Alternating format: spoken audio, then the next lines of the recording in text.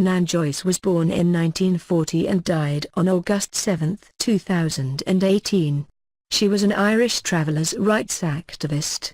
She worked to improve the lives of travellers in the Republic of Ireland and Northern Ireland from 1981 until her death in 2018. She was the first traveller candidate in an Irish general election, in 1982. Joyce was born Nan O'Donoghue in Clogheen, County Tipperary, in 1940. She was the second of 9 children and her parents were John O'Donoghue, a horse trainer, and Nan McCann. Her father was an avid reader who taught his children the history of landmarks and castles they saw on their travels. He read medical works which enabled him to treat many of the illnesses of his children. He spoke Game and Barcant, and could read and write in Irish and English. His wife was illiterate.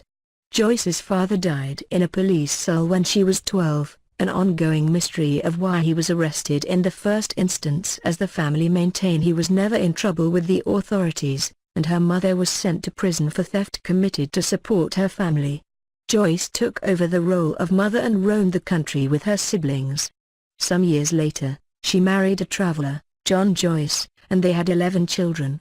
She endured many hardships including prejudice and intolerance, as well as living by roadsides with no facilities, exposed to severe weather, leading to illness and despair. They moved to Tallaght where Joyce enrolled her children at school. While the family was settling into their new surroundings, the county council tried to open the new Tallaght bypass, where over 100 traveller families lived, without fulfilling their legal obligation to offer them an alternative site. Some angry locals from the settled community threatened the Joyces and other traveller families, giving them an ultimatum to quit the area.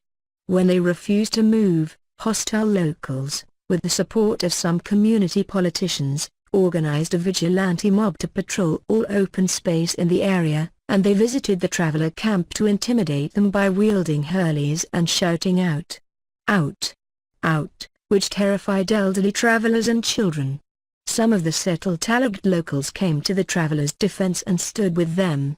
Broadcaster Gay Byrne also supported them and transmitted his radio program from the halting site. This gave Joyce her first opportunity to speak publicly on behalf of her community about the injustices they endured.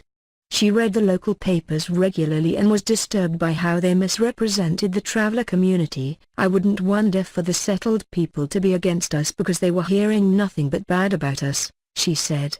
She wrote a traveller's manifesto describing their needs and delivered it to all the local newspaper offices.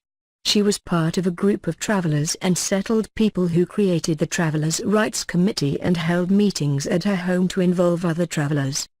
She gave talks around the country to schools, colleges, and convents to educate people about traveller history and heritage. She and the Travellers' Rights Committee led marches and pickets, and some of these agitations were conducted outside the Dale. The first Travellers' Rights Organization, called Mincéir Misli, evolved from the Travellers' Rights Committee in 1983, and Joyce continued her work with them. Joyce was selected by the committee to run as a candidate in the general election of November 1982, in the Dublin South West constituency, becoming the first traveller to compete for a Dáil seat. She made a documentary for the BBC during her election campaign to improve her support. She petitioned people for votes in the streets of Dublin, wearing a hidden microphone and while being secretly filmed. She received many good wishes but also met people who told her that travellers were dirt and filth and should be burned. Another constituency candidate, Richard O'Reilly, ran to oppose her on an anti-traveller platform using the slur, "Get the knackers out of Tallaght" as his campaign slogan. Joyce was not elected but she attracted twice as many votes as O'Reilly. Shortly after the election, she was arrested and wrongly charged with theft of jewellery. She attended a Traquair seminar in Galway in 1983 where she impressed her seminar group which included Nobel Peace Prize winner, Sean McBride, and she was selected as chairperson to represent them.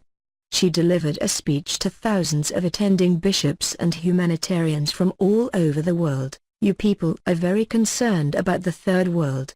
I think you should also be concerned about us. We are the fourth world. We live among rats in camps or caravans. Our children suffer from as many diseases as the children of the third world." She received a standing ovation, and the Irish Times reported that Mrs. Joyce had an extraordinary impact on the seminar, receiving more applause than anyone else who presented reports. She later moved to Belfast for a number of years. There, she created a group to fight for travellers' rights and lobbied successfully for new halting sites in West Belfast with a fresh water supply, toilets, a play school, and a clinic for babies. She continued her school visits in the area to explain how important it was that traveller children learned about their culture and heritage. These visits influenced the school's use of teaching materials and course content to address traveller children directly. Joyce was one of the best-known Irish travellers. She pioneered the cause of travellers' rights and heightened awareness of the many hidden problems they faced. The existence of the Travellers' Rights Committee in the 1980s fostered many offshoot organizations dedicated to the needs of travellers. She published Traveller, an autobiography in 1985 and was the subject of a chapter in a study of influential Irish women, Nan R.H. Iron, Women Who Shaped Ireland, in 2009. She died at 78 years old.